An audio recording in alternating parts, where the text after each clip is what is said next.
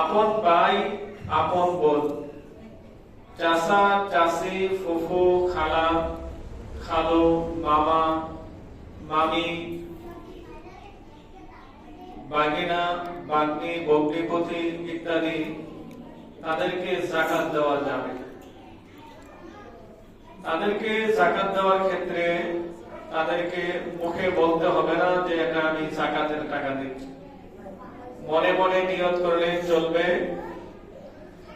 আর যাকাতের টাকা যখন মূল টাকা থেকে পৃথক করা হয় তখন যাকাতের নিয়ত করবে, অথবা যখন যাকাত দেই তখন যাকাতের নিয়ত করবে, তাহলে যাকাত আদায় হয়ে যাবে।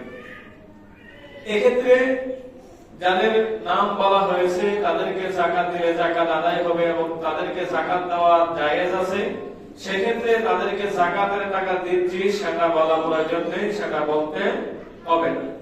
অথবা তাদেরকে যদি মূল শর্ত হচ্ছে তারা নেশাব পরিমাণ মালের মালিক না হতে হবে, তারা যদি গরিব হয়, যাদের কথা বলা হয়েছে তারা যদি গরিব হয়, নেশাব পরিমাণ মালের মালিক না হয়, নেশাব পরিমাণ সম্পদের মালিক তারা না হয়ে থাকে, তারা যদি যাকাত খাওয়ার উপযুক্ত হয়, তাহলে উপরে বর্ণিত লোকদেরকে যাকাতের টাকা দেওয়া যাবে, অথবা তাদেরকে যাকাতের টাকা থেকে কাপড়, পোশাক বা আসবাবপত্র ইত্যাদি ক্রয় করে দেওয়া যাবে।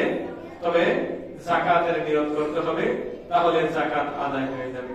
আর যাকাত আদায়ের ক্ষেত্রে আপনজন যারা, তাদের মধ্যে গরিব থাকলে তাদেরকে দেওয়ার ব্যাপারে উত্তম, যদি তারা দিনদার হয়, নেককার, পরহেজগার হয়, তারা যদি যাকাতের টাকা নিয়ে অপকর্মে, সুদ অথবা হারাম ইত্যাদি কাজে না লাগে।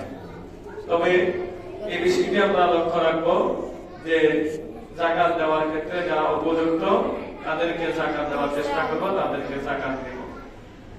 আর আপন বাবা মা তাদেরকে যাকাত দেওয়া যাবে না, বাবা মাকে যাকাত দেওয়া যাবে না, সন্তানদেরকে যাকাত দেওয়া যাবে না, দাদা দাদিকে যাকাত দেওয়া যাবে না, নানা নানিকে যাকাত দেওয়া যাবে না, নাতি নাতনিদেরকে যাকাত দেওয়া যাবে না, স্বামী স্ত্রীকে যাকাত দিতে পারবে না, স্ত্রী স্বামীকে যাকাত দিতে পারবে না।